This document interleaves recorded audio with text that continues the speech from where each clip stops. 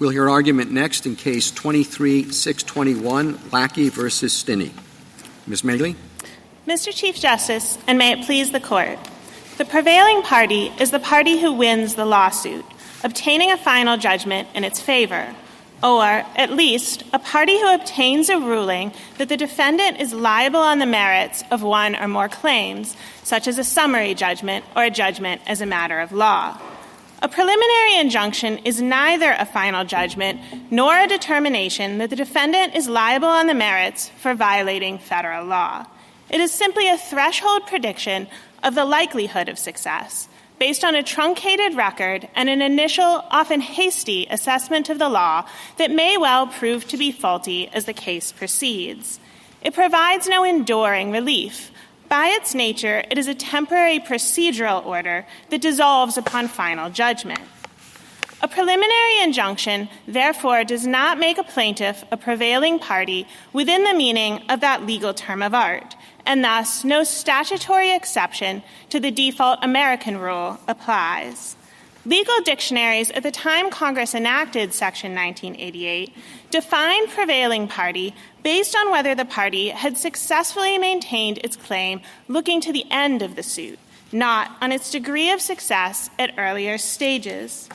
This Court's precedent similarly provides that liability for fees and liability on the merits go hand in hand. The Court should therefore adopt a bright-line rule serving the critical interest in ready administrability that a preliminary injunction does not make a plaintiff the prevailing party. I look forward to this Court's questions. Can a consent decree or default judgment support a prevailing party? Yes, I think so, Justice Thomas. Under this Court's precedent, the Court held in Mayer that a consent decree qualifies, and it suggested in Kurtzang that a default judgment would also qualify, and a default judgment and a consent decree are similar in that they're both situations where the Court has not ruled on the merits, but because the defendant has waived or forfeited a challenge to the merits, the Court nonetheless enters a final judgment in the plaintiff's favor. But I thought your argument hinged on a court ruling in favor of, on the merits, in favor of the prevailing party. For an interlocutory ruling, that's correct, Justice Thomas, but it's either an interlocutory ruling or a favorable final judgment. If a party has a favorable final judgment, it has won the lawsuit, and thus it falls within the definition of a prevailing party for that reason. What do you do with the formulation by your friend, which is the question is whether they got as much relief as they needed? I wonder why that doesn't fit under the prevailing party language. In other words, I don't know what that would be. Like they want to do a parade tomorrow, they get a preliminary injunction, the parade goes forward, and they haven't gotten a final judgment, but they don't need a final judgment. A couple of responses to that, Mr. Chief Justice. First, it's not sufficient for an interlocutory order because there's been no determination that the defendant has violated federal law or that the plaintiff's claim actually succeeds on the merits. And second, at least certainly in a situation such as this one, the plaintiffs got what they wanted, but ultimately they got what they wanted because the Virginia legislature repealed the statute. So they didn't ultimately get the relief that they wanted from the court. Well, but they did. They got interim relief. They had their licenses restored, and they had it restored without paying a fee. And they drove around, despite the existence of the statute, for I think 16 or 18 months, whatever it was. So it was final. It was never reversed, dissolved, or otherwise undone by a final decision, which is all that Sol said. And we have never required a final judgment in at least two cases, Hanaran and Texas State Teachers. We said you can award interim fees. So final judgment has never been required. All that's required is, did you get a judgment in your favor or relief in your favor that hasn't been reversed, dissolved, or otherwise undone? A couple of points in response to that, Justice Sotomayor. First, Hanrahan did say that an interim fees could be available, but it said only when a party has prevailed on the merits of at least some of his claims, because only in that circumstance has there been a determination of the substantial rights of the parties which Congress concluded was necessary. But I don't know why a preliminary injunction doesn't do that, because under Winter, we have recently said that there has to be a finding of a likelihood of success on the merits. So there's been a finding of likely success on the merits, and there's been relief granted. So that's the only thing that's required by law to get that relief. That's winning on the merits of a preliminary injunction.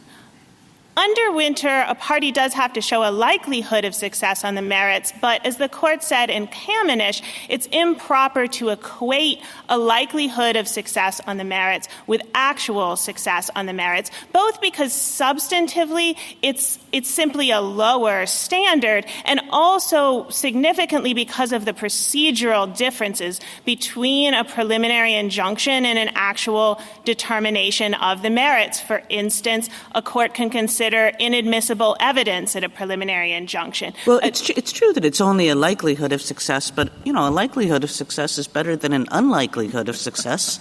And we have to decide who's going to pay these fees. And these parties they got the likelihood of success judgment, and they got everything that they wanted in the interim before the legislature asked and acted. And when the legislature did act, it's almost, this goes back to Justice Thomas's first question, it was almost in the nature of a unilateral settlement. It's kind of like a we give up, right? So you have all those things. You have the likelihood of success finding. You have the fact that they get everything that they need and want in the interim period, and then the whole thing is brought to a close by the legislature saying essentially we give up in the same way that it would in a consent decree case, even without the final imprimatur of the court. Put all of that together, why shouldn't fees go the other way here? I disagree with that, Justice Kagan, for a number of reasons. And first of all, I don't think it's correct to say that if a legislature changes a law when a lawsuit is pending, that's equivalent to a legislature giving up or agreeing to a consent decree. A legislature may choose to change a statute for a number of reasons, including because it concludes that the statute is simply poor policy. And that determination should not make the government subject to an award of attorney's fees. Indeed, but it's not that determination that's making them subject to the attorney's fees, right? What's making them subject, I think, is the fact that before that determination in this situation, they presented their arguments to the court as to why they believed that they were entitled to relief, and they received that relief. You talked about the standard of what is a prevailing party, and you originally asserted that it was a party who wins a lawsuit, but the court has spoken in, I don't know how to pronounce this case, is it Lefamine, that a plaintiff prevails when a court order grants him actual relief on the merits of his claim that materially alters the legal relationships between the parties by modifying the defendant's behavior in a way that directly benefits the plaintiff. And like Justice Sotomayor, I don't understand why a preliminary injunction couldn't satisfy that standard. Because a preliminary injunction is not a determination on the merits. But it is. When you think about the difference between merits determination and non-merits determinations, we're talking about determinations of, preliminary threshold issues like jurisdiction, right? A jurisdictional determination is not a determination on the merits. That's what we've said. But to the extent that under Winter, the preliminary injunction touches on what the court thinks about the merits of the actual legal claim, it is making a determination. Now, it's not a final determination on the merits, but it is a determination on the merits. It touches on the merits, certainly, yes, Justice Jackson, but it's not a determination of the merits. But he got relief based on the court's initial determination on the merits. But the essential purpose of a preliminary injunction is not to provide a remedy for a violation of a law, but to protect the court's ability to grant effective relief at the close What of about the the case. Chief Justice's example? In that situation, the absolute purpose is the parade is tomorrow, and what I want to do is I want to be in it, says this group. I need a PI. Certainly in that circumstance, if a party chose to seek a consolidation of the merits with the preliminary injunction under Rule 65A2, then there would be an actual determination about whether the defendant had or hadn't violated federal law, and that could then qualify. But otherwise, if you imagine in Seoul, for instance, that the plaintiff there had only wanted to hold the one demonstration, then under that theory, the plaintiff would have been the prevailing party. But didn't Seoul leave open that very question? I thought Seoul was about whether parties can be divested of their prevailing party status if eventually it goes on and the court says, no, you did not win. But in the interim, if they win the preliminary injunction, at that moment they're a prevailing party and they continue to be unless and until they are reversed, in a sense, by the final judgment. Seoul did leave that question open, Justice Jackson, but it also said that the temporary fleeting relief was insufficient and that enduring relief was necessary. And when that's combined with Buchanan, which holds that enduring relief has to come from the court, then a preliminary injunction that's dissolved because a case is mooted by a non-judicial alteration, here the Virginia legislature deciding to repeal the statute, does not qualify to make the plaintiff a prevailing party. Suppose that in the litigation on the issue of a preliminary injunction is very extensive. Lots and lots of attorney hours are burned up, and at the end of all that, the district court issues a preliminary injunction and makes factual findings that are going to be hard to reverse on appeal, and then the government says, wow, we're facing the potential of a really heavy hit of attorney's fees, so let's just throw in the towel and change the rule or whatever is being challenged. In a lot of cases, Justice Alito, the case is not going to become moot for a number of reasons. Even if the government changes its conduct prospectively, the voluntary cessation of the challenged conduct is not typically going to moot a case under the voluntary cessation exception to mootness. And if the government wants to overcome that, it has to meet a demanding standard, as this court recently held in the Fickrey case. In many instances, civil rights suits the plaintiffs can also seek damages, and that is also not going to be mooted by a change in the rule going forward. So a lot of the time, the defendant may well, after a preliminary injunction, if it concludes that it's further factual development, further legal development is unlikely to change that analysis, the defendant may well then say, well, I'd better settle or the fees are going to simply keep accruing. But it's not the case that a government can simply decide at any stage of a case that it wants to moot it. Well, didn't this statute render the case moot? The statute did render the case moot. And couldn't a state do that, with respect to all kinds of different cases? I mean, we had a case a couple of years ago, New York State gun regulation. You can imagine that sort of thing. It wasn't the case in that a preliminary injunction was issued, but imagine that it had been. And then New York State changes its gun law, and it leaves everybody kind of high and dry, even though they've won the only thing that's been at issue, and maybe after very extensive litigation, as Justice Alito suggested. A few responses to that, Justice Kagan. First, a legislature's decision to repeal a statute shouldn't be considered a form of gamesmanship. Among other things, the legislature is not the defendant in a civil rights suit. The defendant is an executive official. The legislature is a separate and independent branch of government, and the defendant has no control over whether the legislature decides to act or when the legislature decides to act. In addition, even a legislative change is not always going to moot a case. Indeed, the dissenting justices in the New York rifle case set forth a number of reasons to believe that case as a whole was not moot, including the availability of damages and the fact that the legislative change may not have completely resolved the plaintiff's claims there, even though this court found it more appropriate to remand given the way the legislative change had changed the questions presented that the court had initially granted. I think the problem that I'm having is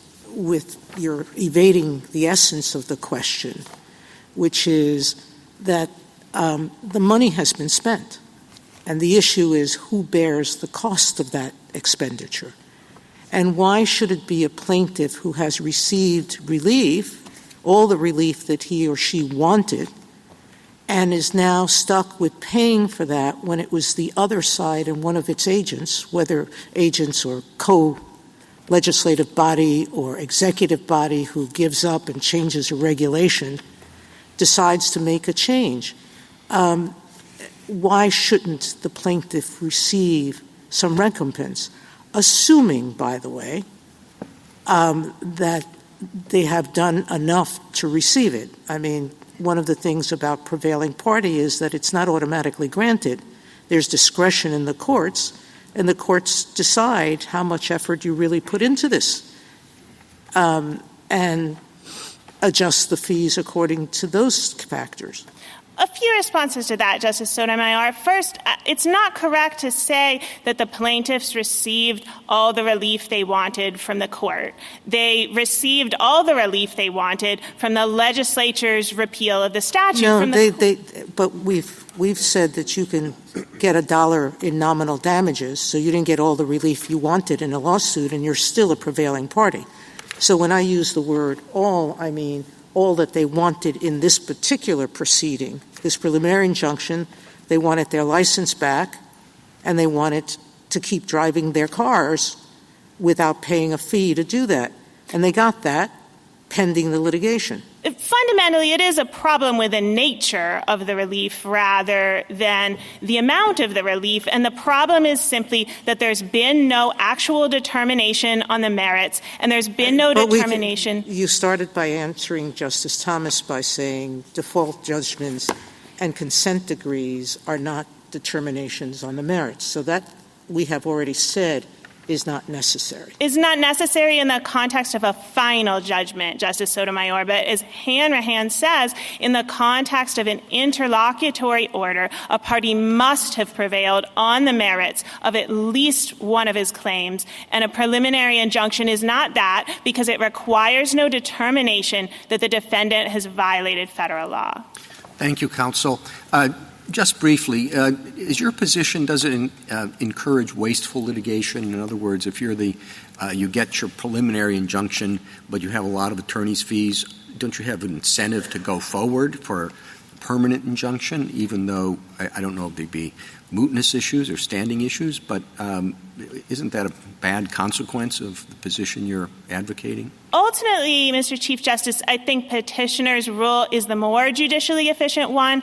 Respondent's rule will create a number of perverse incentives, including incentives on defendants to avoid mootness by freezing challenged rules in place. And while it's true that petitioner's rule may lead plaintiffs to try and avoid mootness if a defendant concludes that further factual or legal development is unlikely to lead to a change in the preliminary injunction analysis, the defendant's going to have a very strong incentive to settle after the preliminary injunction so it doesn't continue to accrue the fees.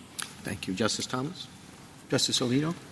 If there is very strong evidence that the government changed the law primarily to avoid the payment of fees, could a court, as a matter of equity, award fees?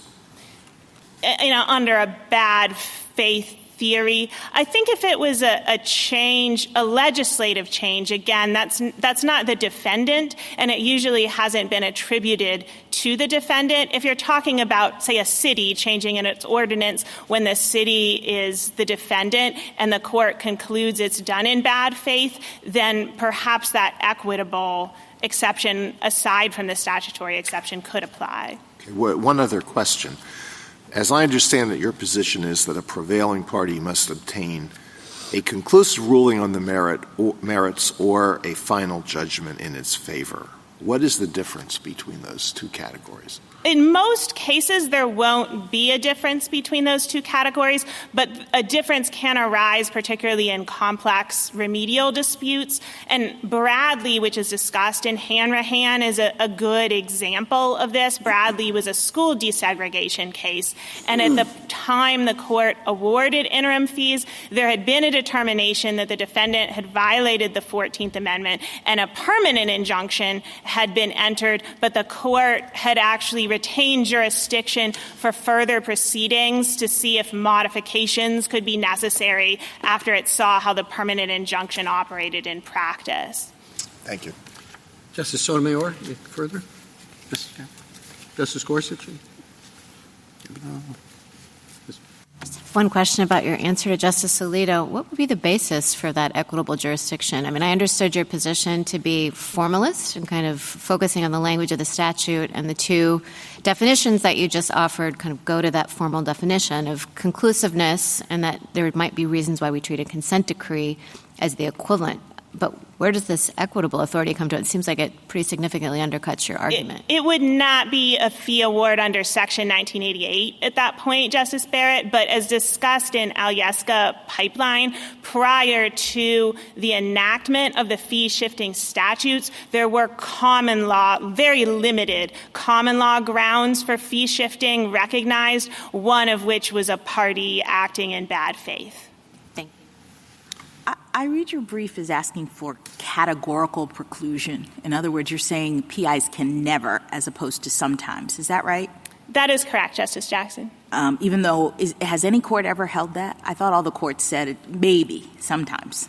The Fourth Circuit rule prior to this case was a bright-line rule. But then they changed it. For those of us who think about legislative history, what do you do with the fact that in Hanrahan we said that the legislative history demonstrates that a plaintiff may sometimes prevail without having obtained a favorable final judgment? And we were looking at the House report that seemed to say that.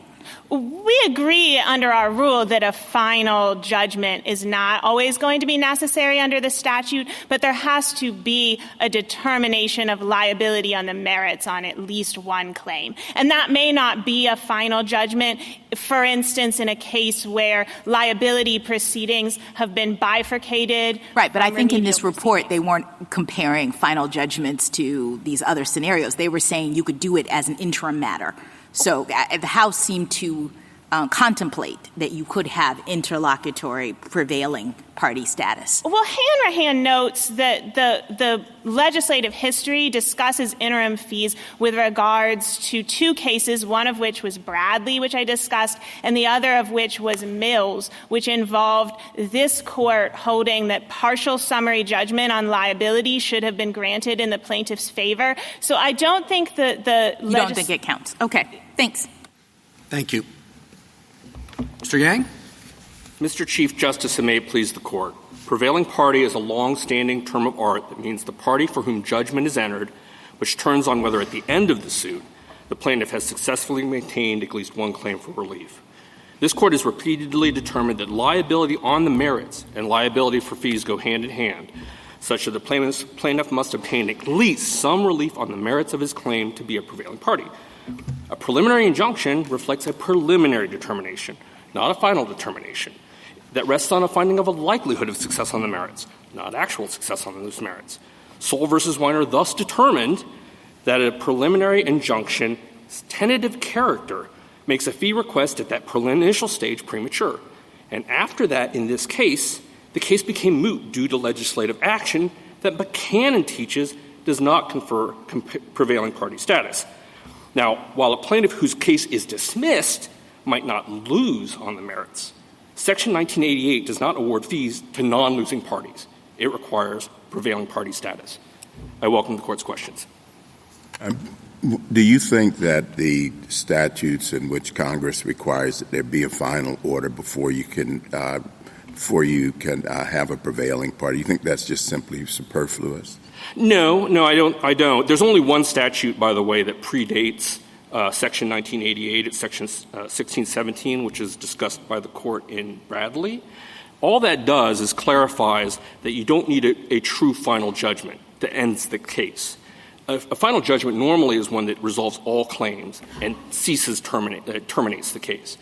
In the context of Section 1617, that's in the context of school desegregation injunctive orders. And in that context, you often will have a final order, which is even if it doesn't resolve all claims, but it's final, it's on the merits, you're granting relief on the merits, but the injunction may need to be tweaked as we go along, because just any kind of complicated institutional injunction is going to have to be tweaked. That's all Section 1617 requires. It does not change the normal understanding of prevailing party, which a prevailing party is one who succeeds at the end of the case because they obtain judgment on at least one claim. Counselor, you say, if I understand it, you don't have to get final judgment on all the claims, right? If you prevail on one. Now, if you prevail on one, can you get the attorney fees that are associated with 2, 3, and 4? No. There's multiple questions in attorney's fees cases. The first is whether you're a prevailing party. You have to succeed on at least one claim on the merits. Right.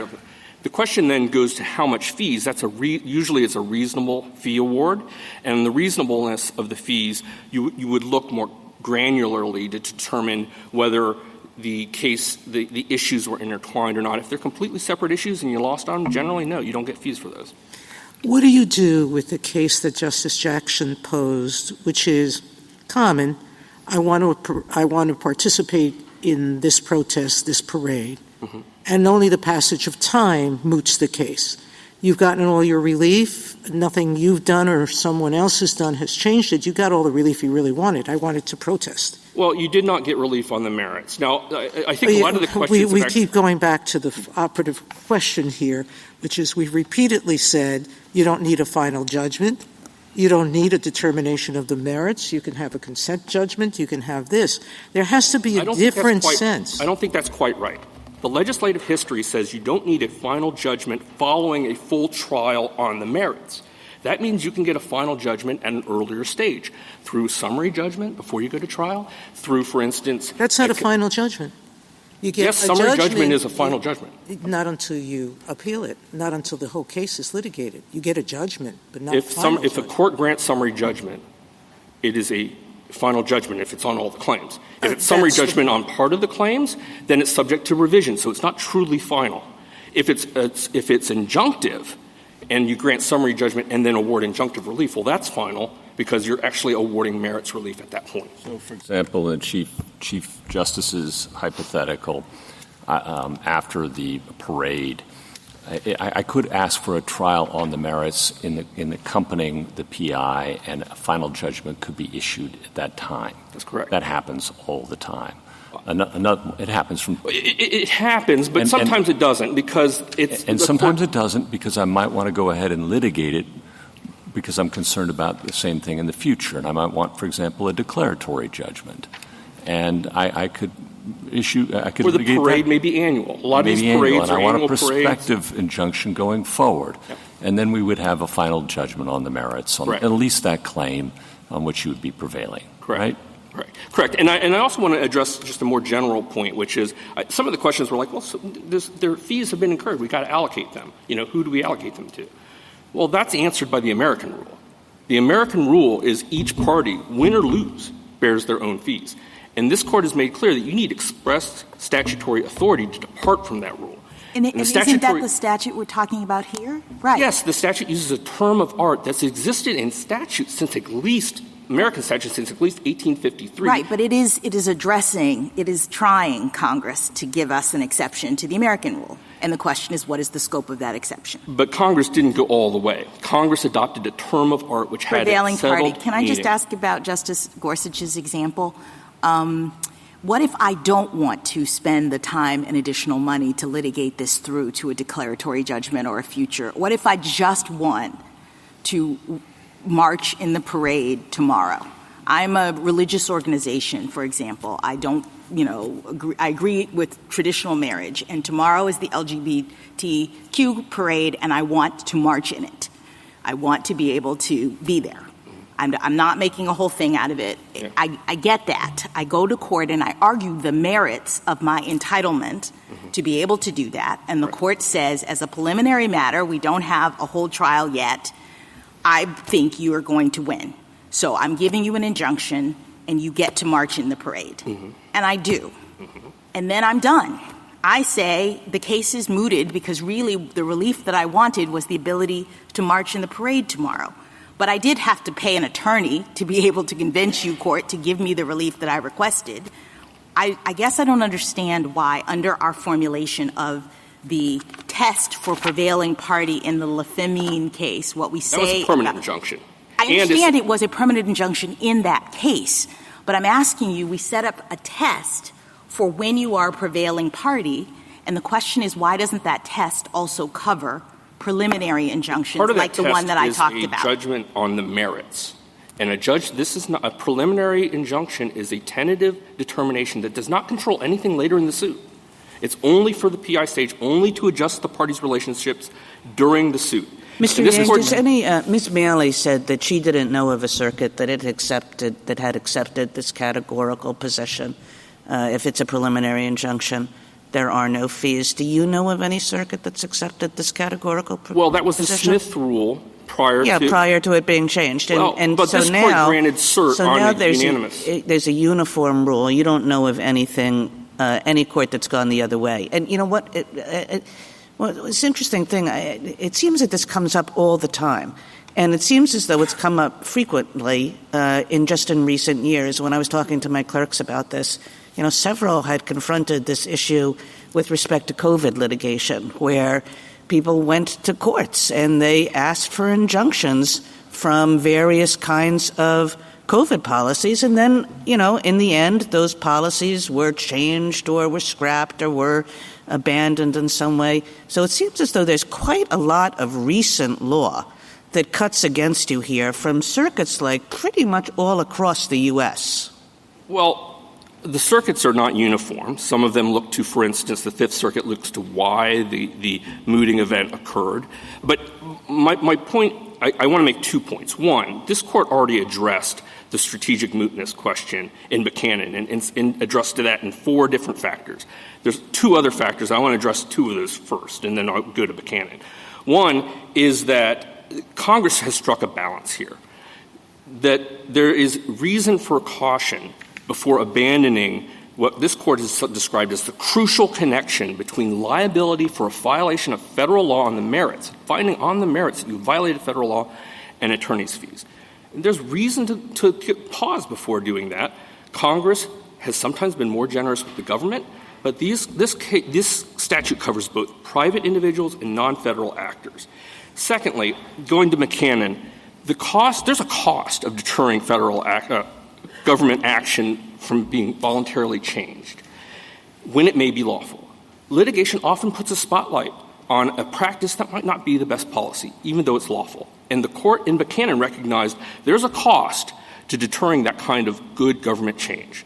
Secondly, I don't think that's what I was asking about. I was asking really, do you have any law out there on your side? We have a term of art that has gone back in this court's decisions. And I think that the courts of appeals just have not been faithful to this court's decision. Well, that raises the question for me. Why do you think they've been not seeing the light?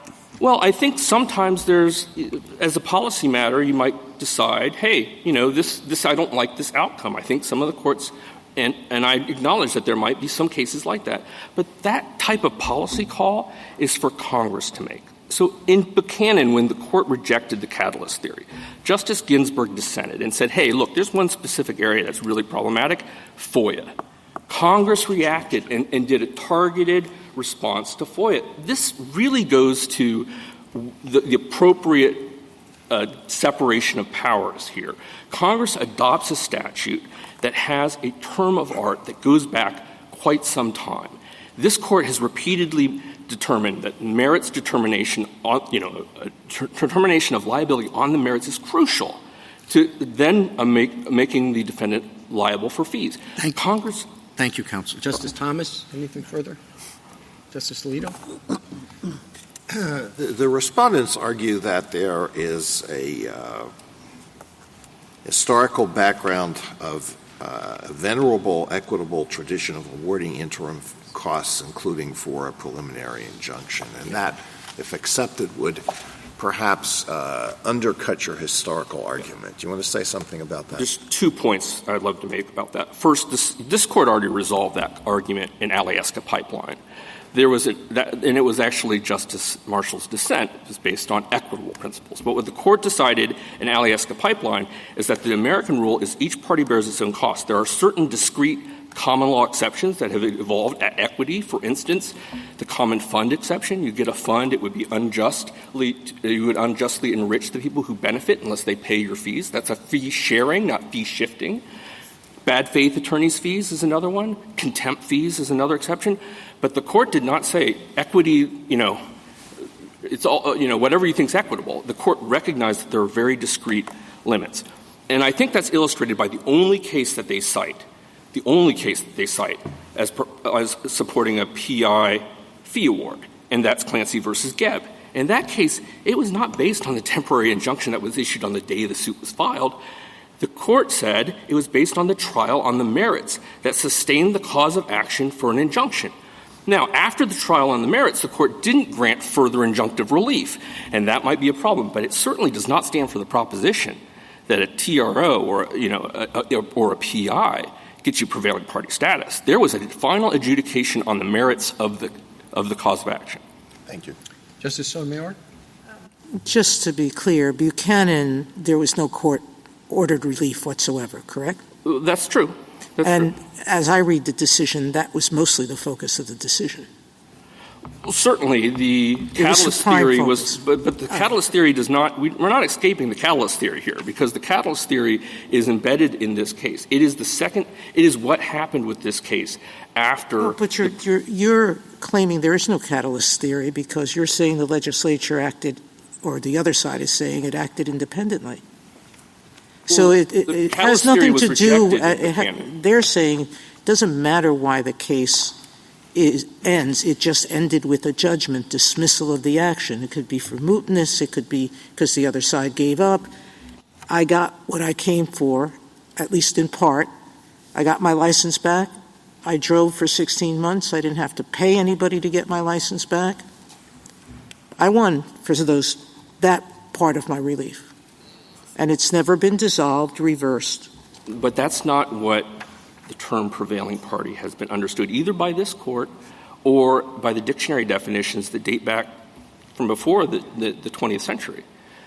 That has required a final adjudication. That's the problem. No, it's never required a final adjudication. It's required a judgment, but not a final one. Well, it has. I mean, even the legislative history. This court in Hanrahan discussed the legislative history. It's all in dicta, but it discussed the legislative history of Section 1988. And what the conclusion the court drew was that interim fees, meaning before the case is finally over, were available only when the party has prevailed on the merits of at least some of its claims.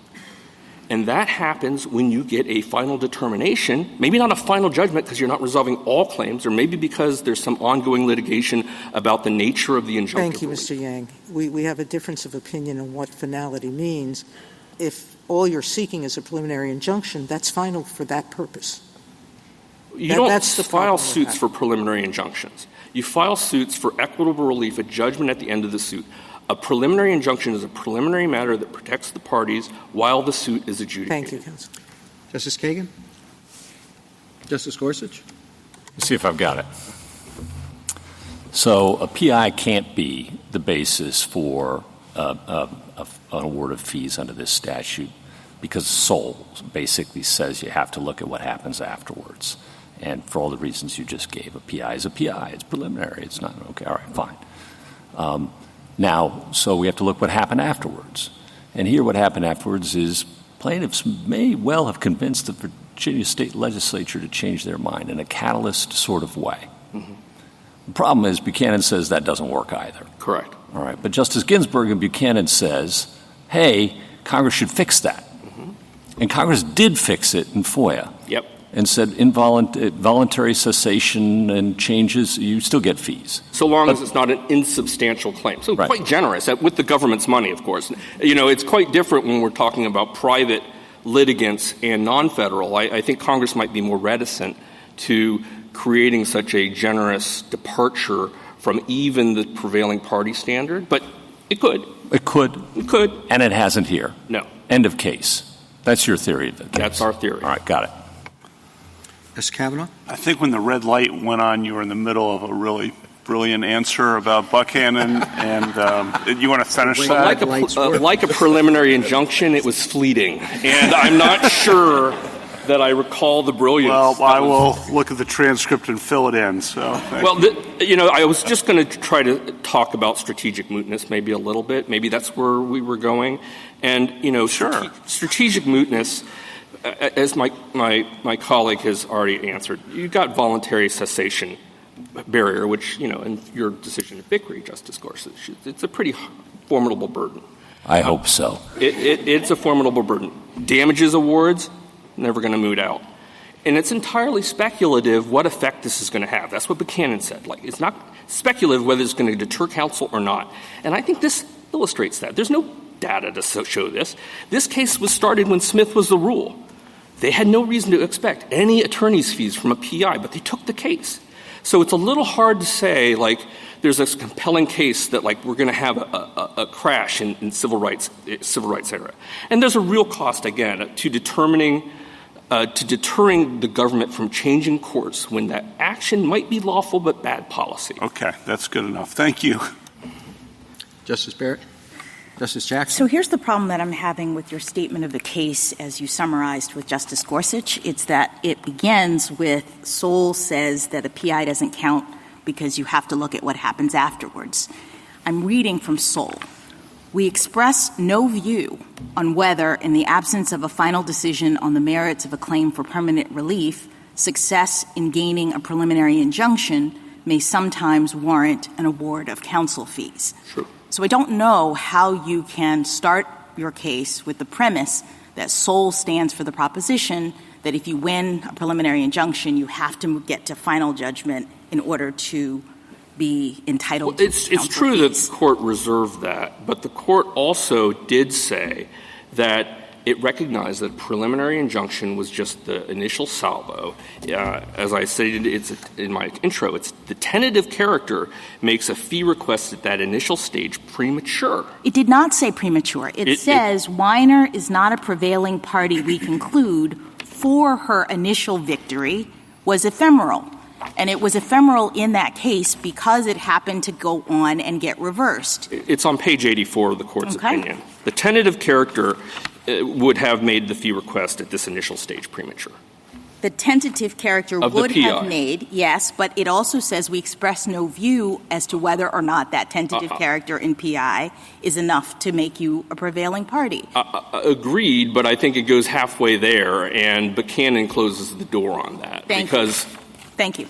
Thank you, counsel. Thank you. Mr. Schmalzbach? Mr. Chief Justice, and may it please the Court, the winner of an unreversed favorable judgment and tangible relief from the Court is a prevailing party under Section 1988. That is the test, which we agree with the United States that is the appropriate test.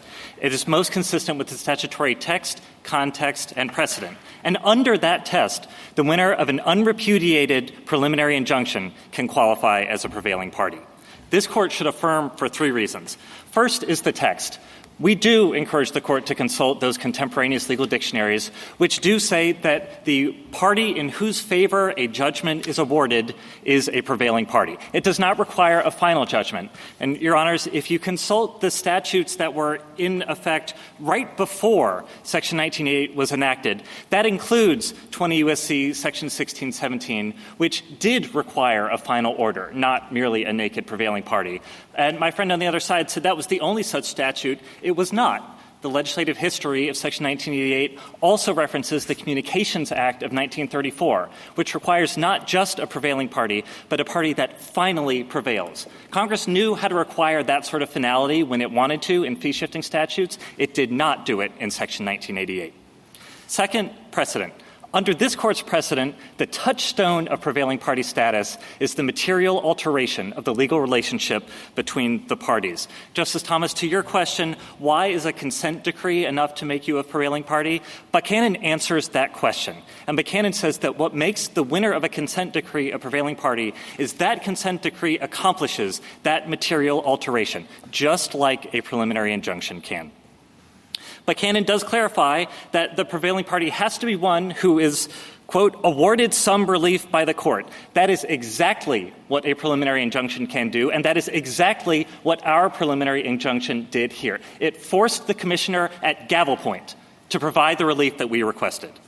Third, Mr. Chief Justice, to your point, petitioner's solution when injunctions become moot is unworkable because it would force parties to slog in the many cases where no damages are at issue all the way through trial solely for the purpose of winning nominal damages. But when plaintiffs have already won the injunctive relief worth fighting about, courts shouldn't have to referee such fights over farthings.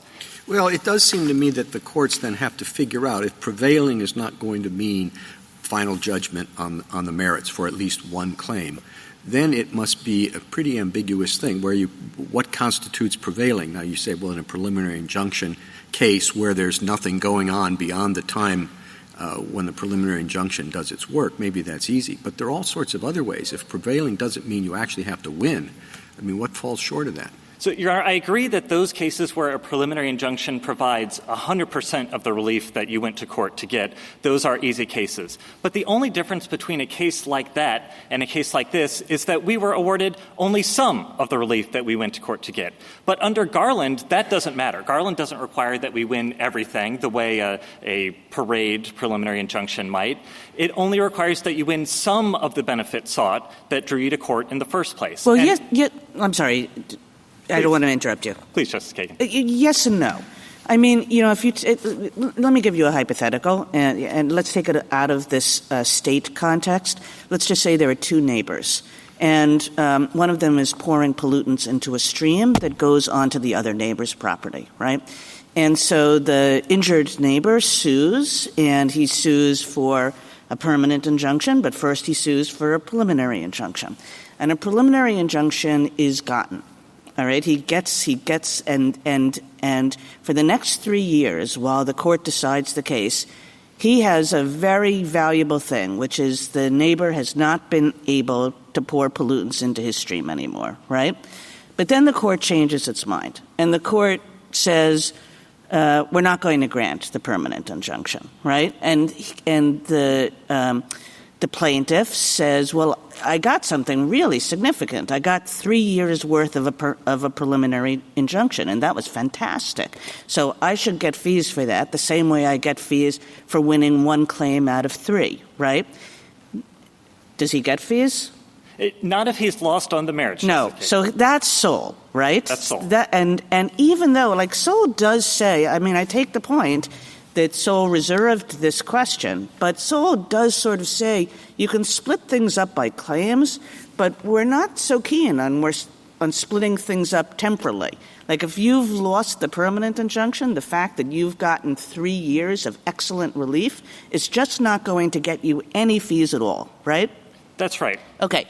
Now let's say there is no permanent injunction because the neighbor dies or, you know, the stream goes dry. All right? And so all that's left is the preliminary injunction. The court could have done the same thing, you know, if it had gotten to the permanent injunction, which is to say no. But something just sort of fortuitous has happened to stop the case. Why does the analysis change? Because that plaintiff has gotten the relief that he went to court to get, Your Honor. And this connects to Justice Alito's question about Well, he hasn't, because he did go to court to get the permanent thing. I mean, the preliminary injunction was a kind of way station on the way to getting the permanent thing. But what he really wanted, this is not the single parade, right? What he really wanted was for that stream, those pollutants, never to bother him. And essentially what Sol says is because you didn't get that, you don't get that way station relief, right? And so I'm just sort of suggesting that take out the final determination and just say we never get to the final determination because of some fortuity. Why does all of a sudden he get the award for the way station? Your Honor, what Sol suggests is that it is losing that judicial imprimatur from the preliminary injunction that in the final order that causes the plaintiff to lose that prevailing party status. And so in Sol, you actually have a loser on the merits. And what Sol says is that preliminary injunction is superseded. The legal and factual foundation of it has been destroyed by the final order. But that's not the case if the case just becomes moot. Nothing about that preliminary injunction has been superseded. It hasn't been rejected on the merits. It remains in effect, except insofar as How is that? I mean, the river runs dry. I came to court on Justice Kagan's hypothetical to seek an order against my neighbor to stop him from doing things. And I got a preliminary injunction, but then the river ran dry. And so the court dismissed it as moot. Now, the court has not adjudicated in a final way anybody's rights with respect to anything. And I didn't get the relief I came to court seeking. It was denied to me in the end in the final judgment, and we normally think of all preliminary orders in a case as merging into and superseded by the final judgment. And I think that's what Sol was driving at, too. So help me out. I'm stuck where Justice Kagan is. So, Your Honor, you have not lost the foundation of that order. It's just not needed anymore. That's the distinction that Sol draws in reserving the question whether this case, where it becomes moot, in reserving that question, Sol says what is important is that the foundation, the legal and factual foundation of the preliminary injunction is destroyed in the case where you lose on the merits. But in a case where the court doesn't need, and indeed under Article 3 cannot award any further relief, there's no holding that that preliminary injunction was improperly granted. And no holding that it was proper. It's just gone. But while it's moot. While it's in effect, it grants all that relief that was needed at the time. It grants all the relief that you came to court to get for as long as you needed. And then at the end, it disappears. It's withdrawn. It's moot.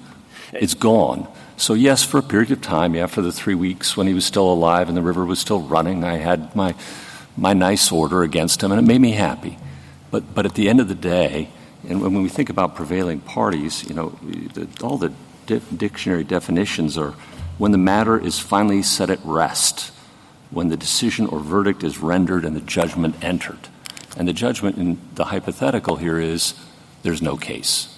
So, Your Honor, two things. One, we are still prevailing when the matter is set at rest. We have not been told that we are not entitled to relief. We're just told that we don't need more relief. But I would also encourage you to look at those related statutes that were in effect when Congress drafted Section 1988, which shows that when Congress wants to have a statute that requires you to get all the way to that final order, to that finally prevailing status, it knows how to do it. But Congress pointedly did not do that in Section 1988. We also have, after Buchanan, a pretty pointed example of them saying just the opposite, right? That if we're going to depart from the American rule and allow attorneys' fees, and one can be a fan of the American rule or not, it doesn't really matter, but there it is. Congress spoke very clearly after Buchanan to vindicate what Justice Ginsburg thought was appropriate in the FOIA context against the federal government. And as the federal government points out, mightn't we expect Congress to be at least as clear when it's authorizing fees against other parties, including states? So, Justice Gorsuch, what Buchanan did is not what we are doing here. I want to be very clear. We reject the catalyst theory. What makes us a prevailing party is that a court gave us the relief that we sought. Yes, but we've just been through that yes, it granted you relief, but it could go away, and under Sol you could lose it and still not be entitled to fees. So we have to look at not just what happened with the PI, but what happened after. And I guess that is, it's pretty hard to say that your argument really isn't a catalyst theory, but I take your point. Counsel, I'd like to talk about the prevailing party for a minute. I mean, when you get a PI, you're not the prevailing party. The court has made a predictive judgment that you'll probably be the prevailing party. And some circuits are still using this sliding scale. You can't disregard the merits under Winters, but, you might have gotten the preliminary injunction because the equities were really strong, because maybe the pollution is running onto your property. And I have not been a district judge, but as someone who's dealt with our emergency docket, you are making those kinds of preliminary judgments in a very compressed time frame, and it's like a 51%, like as you showed a reasonable likelihood of success. Why is that prevailing? Because a district court has made that judgment on a PI. Your Honor, because what this court has said is that it is the relief that you earn that makes you prevailing or not. It is specifically not prevailing on the merits. That was the legal proposition that Maher v. Gagne considered and rejected. You do not have to have full litigation of the issues. You do not have to have a judicial determination that one party's rights have been violated. Then everything turns on your answer to Justice Gorsuch. Justice Gorsuch was pressing you and saying, but that's not the relief that you're seeking, because you're really seeking a preliminary injunction. So if I disagree with you about that, then that means that you lose, because a preliminary injunction is not the relief that you were seeking. It's like a way station. It's a Band-Aid. It's something like on the way to what you really want. Your Honor, the relief that we were seeking was an order compelling the commissioner to remove this statutory suspension from our clients' driver's licenses. And that is what we won, and it remained in effect for 16 months, and the commissioner was never told that he could resuspend their licenses under that statute. Couldn't you have asked under Rule 65 to speed that up? We could have asked, Your Honor, but our clients had the relief at that point that they came to court to get. And Rule 65 isn't a cure-all for this problem. That will require fuller proceedings, which we were trying to get the court to undertake, but... Forgotten that they did it. Did you have a motion? Oh, sorry, just one last question. Did you have a motion for summary judgment pending? I just wanted the answer to that from you. Yes, Your Honor. Both sides had fully briefed motions for summary judgment pending, which the commissioner asked the district court not to resolve, rather to stay the case so that it would become moot once the legislation was passed. That was the point. You did ask for it to be speeded up, and the petitioners asked them to wait for the legislature to act. That's exactly right, Justice Sotomayor. I don't know why asking them to speed it up and have more process is the solution in an attorney's fees case. Aren't you incurring more fees if we're going to have additional process? And it just seems odd to me that we'd be in a world in which, to avoid having attorney's fees on the lesser victory, we are encouraging additional litigation. I think that's exactly right, Justice Jackson, and it goes to the Chief Justice's question about what sort of litigation incentives is this going to create. I don't think we should assume that state and local defendants are like gamblers on tilt who are going to be committed to litigating a case all the way through when a district court has already told them you are likely to lose on the merits. We give them the presumption of regularity, and that's inconsistent with assuming that they're going to behave in that irrational way. Suppose you had requested nominal damages, then what would have happened? Your Honor, our nominal damages request would have been thrown out of court because the defendant has sovereign immunity even from nominal damages claims. So that's not a solution to this problem of avoiding mootness when there's a state defendant. All right. When there's not a state defendant, and you had and the party has a claim for nominal damages, but what it really wants is a preliminary injunction. It gets a preliminary injunction, and then the case is litigated on the issue of whether the party is entitled to nominal damages, and at that point the court changes its mind and says, my interpretation of the law was incorrect when I issued the preliminary injunction. Then what happens? Your Honor, at that point we would be the loser. We would not be the prevailing party. And the judicial imprimatur underlying the order that gave us the relief for driver's licenses, that would be dissolved at that point because we had been declared the loser on the merits. Do you think your client under those circumstances would be very depressed? Well, I got the preliminary injunction, but what I really wanted was $1 in nominal damages. Your Honor, whether they're depressed or not, what's important is that up to that point, they had gotten the relief that they needed to that point. Can you address the idea that the American rule should be a firm background principle and we should require Congress to speak especially clearly when it wants to deviate from that, and including the scope of how much Congress wants to deviate? Well, Your Honor, I was with you until you got to the scope, because I agree the American rule is the background rule, but once Congress has put into place this prevailing party rule, that changes the background rule. And what this Court has done in the past— Why is that? Lots of times we will say with background principles of statutory interpretation to the extent, not just any deviation. So why couldn't you here, too, say to the extent Congress is deviating from the American rule, the background American rule, it needs to be clear?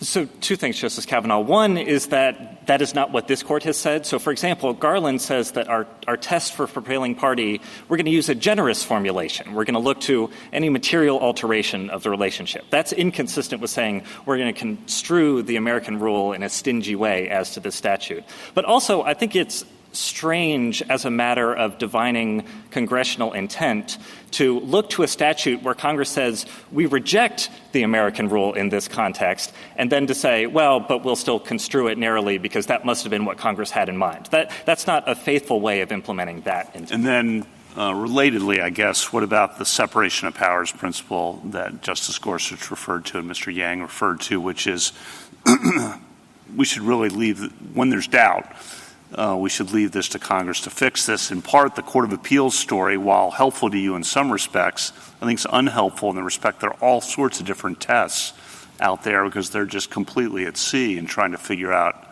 how to handle this. Do you just want to respond to that argument? I think they're more similar than they are different, Your Honor. Each of them rejects the categorical rule that the petitioner proposes here. And so one of the important results of that unanimous rejection is that we do know what the world looks like where preliminary injunction winners can be recognized as prevailing parties. If it were an endless parade of horribles, we would have seen that in the briefs and the amicus briefs, and we have a trickle of things that they don't like. We don't have that parade of horribles. But I also want to point out, back to Justice Alito's question about the equitable background. The equitable background is not just some anything goes rule. The equitable background, as Wright Miller discusses in Section 2665, is actually the rule in Rule 54D, that the winner, that the prevailing party is presumptively entitled to shifting, subject to the district court's discretion not to shift fees. And what Wright Miller says is that is the equitable rule. And the equitable rule, of course, recognizes that winning interim relief can make you a prevailing party. So it would be odd to look at a statute that plugs right into Rule 54D, which was in existence when Section 1988 was enacted, and say we're not going to use the equitable rule that underlies this statute that we're plugging into. Instead, we're going to do something else. The equitable background confirms the rule that all of the courts of appeals have adopted insofar as they recognize preliminary injunction winners as prevailing parties. What if you get a preliminary injunction and under your rule you get attorney's fees, okay? But then the case continues on and you lose at the you don't get a permanent injunction. You have to give back the attorney's fees? Your Honor, what Sol says is that attorney's fees should not be awarded at that preliminary stage. Sol does say that we would wait until the end of the case to award those fees. And that makes sense because a preliminary injunction may, as in Sol, be undercut by the final judgment that rejects the premise of that preliminary injunction. Well, if that's the case, doesn't that undermine your argument? In other words, it's a recognition that, of course, the preliminary injunction is not final, and therefore the award of attorney's fees shouldn't be final. No, Your Honor, because our argument is that finality is not required. We don't require finality the way we would in the Communications Act of 1934. We don't require the sort of finality that was required in the statute at issue in Bradley. So when the legislative history is addressing Bradley, it's addressing a very different statute that does require the sort of finality. So when the statute says prevailing party, it's really saying including temporarily prevailing party. Your Honor, I would say it means prevailing party. And when Congress doesn't want the full scope of prevailing parties to be entitled to fees, as it did in Section 1617, then it knows how to say so. It knows how to require a sort of finality. Is another way to address the Chief Justice's question that what we're looking for is whether you are entitled to prevailing party status and that you can be deemed a prevailing party, in your view, based on a preliminary injunction win. You can. Maybe sometimes you can't. You're not saying you always are. You're just saying reject the statement that you can never be. So sometimes a preliminary win can confer prevailing party status, but the actual award of the fees that you would get happens when the case is over. At the end of the day, then the court goes back and we look how much attorney's time was put into it. As Justice Sotomayor points out, was it a reasonable fee request for that work that went into the PI? That's just right, Justice Jackson. And you can be divested. The reason why you wait until the end, in part, is because even though you might have had prevailing party status, in our view, your view, early on as a result of the PI, if the case continues and it's reversed, the judgment that on the merit that made you a prevailing party to begin with, then at the end of the day, when we're doing the calculation, we say, nope, you don't get prevailing party status at that point. That's right, Justice Jackson. You can be divested if you win a preliminary injunction but lose on final judgment. You could be divested if you win partial summary judgment, which my friends on the other side suggest is sufficient for prevailing. And your argument is that if it's mooted, if nothing else happens, you can retain your prevailing party status on the basis of that win. That's right, because the premise of your win has not been undermined. But, Justice Jackson, you can also lose prevailing party status if you have a final judgment and you lose on appeal. It's the sort of thing that can be divested. We've talked about preliminary injunction as a way in which you may be a prevailing party, even though you're not final. But what about a discovery dispute? What about the case turns on whether you can get access to particular documents, and you win on that? You don't get a preliminary injunction, obviously don't get a final injunction, but you got the documents, and then the case goes away, for whatever reason. Could you be awarded fees on that? You won a very significant motion. No, Mr. Chief Justice, because what this Court has said in describing what counts as a material alteration is it has to be winning the sort of relief that you went to court to get. So you wanted those documents. That was the whole reason. I mean, obviously, it's not a statute that says you have a right to these documents, whatever the statute is. But the key to your win was access to those documents. But getting those documents in any case I can think of, doesn't change the legal relationship between the parties outside of court. And so a good example of something that's not the sort of relief you went to court to get, consider Shohei Ohtani's, 50-50 home run ball. There's an ownership dispute over it. One side files a lawsuit. The plaintiff says, I want a preliminary injunction to prevent you from selling that ball, from auctioning it off until this ownership dispute is hammered out. So winning that preliminary injunction is not the relief sought in the complaint, which is a declaration of ownership and the return of possession. It's just something that will allow the court to award relief later. That is not enough for prevailing party status in the same way that your hypothetical is not. And, of course, that's why you're saying sometimes a PI may not confer prevailing party status. That's an example. That's an example. That's right, Your Honor. So your position is simply PI. It's either going to be a permanent injunction or it's going to be a preliminary injunction, and those are the only two things that could entitle you to attorney's fees. Those two things would entitle you to attorney's fees, subject to meeting the other requirements of a Any other type of relief it doesn't count as prevailing. Your Honor, I go back to the same question of whether the order has created a material alteration between Well, in the one parties. case, I guess I still don't understand the answer. Material alteration, in my hypothetical, is you have access to the documents. That's a material alteration. But that doesn't entitle you to attorney's fees. So if the lawsuit is about ownership, possession of those documents, if you've sued for return No, it's not, but that's going to determine the case. It's a very important piece of evidence for whatever the underlying litigation is about. And the court rules you can get the documents. And then, for whatever reason, the case goes away. You don't get a preliminary injunction, you don't get a permanent one, you don't really need it. You wanted to make these documents public, the Pentagon Papers or whatever. Does that entitle you to attorney's fees? No, Your Honor. That's equivalent to the grant of a motion for new trial, which this Court has said doesn't create that real-world material change in the legal relationship between the parties. That's just that's addressing in-court conduct that's not going to grant the relief ultimately sought in the complaint. That's the key, is the relief ultimately sought. You keep coming to the material alteration of the parties' relationship and responding to the Chief Justice and others.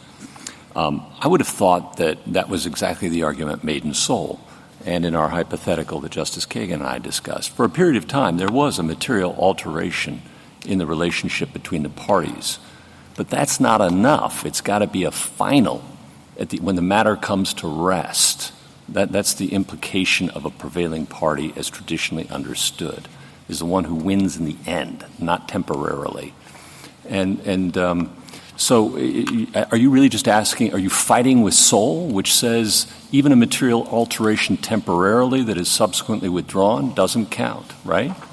No, Your Honor, we're not fighting with Seoul. So it can't be just a material alteration. There has to be something more. And why isn't that something more the final judgment?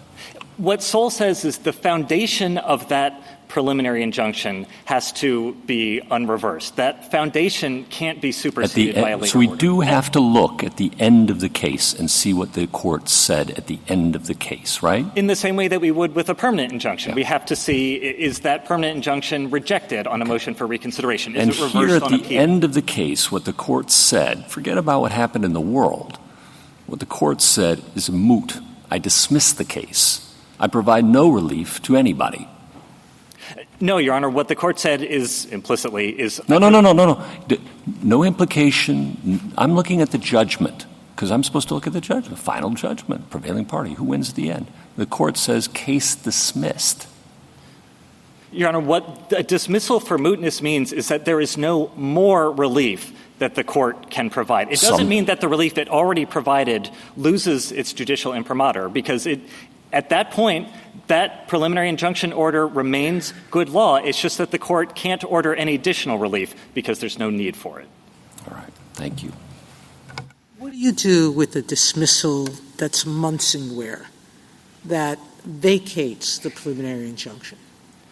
So, Your Honor, a Munsingware vacator might affect a preliminary injunction in the same way that might affect a final judgment. I don't think Munsingware is on the right track for what's going on here.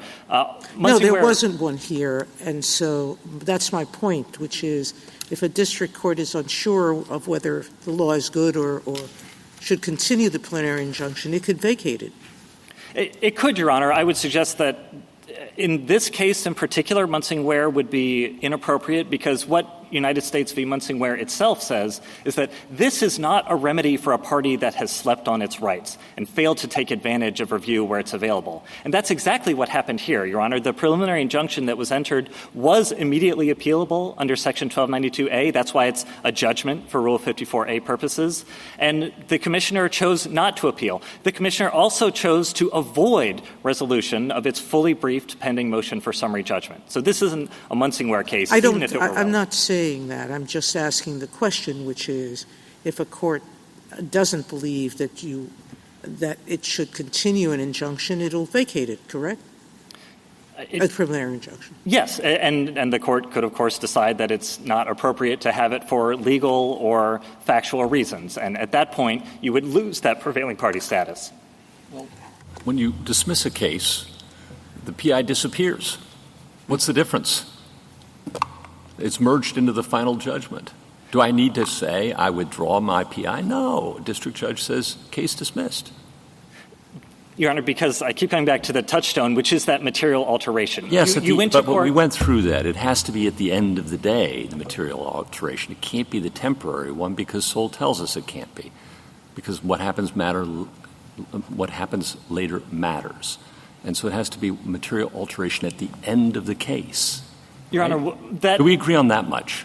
We do. We Okay. do look to the end of the case because you can lose that prevailing party status. But I suggest that it is not the case that a party who has won 100% of the relief you went to court to get is not a prevailing party. And that's the implication, is that if you only look to mootness without more and that's the end of the game, then a party who has the football coach who's gotten a preliminary injunction letting him pray at the championship game only, he's the prevailing party under any meaning of that term and should be recognized as such here.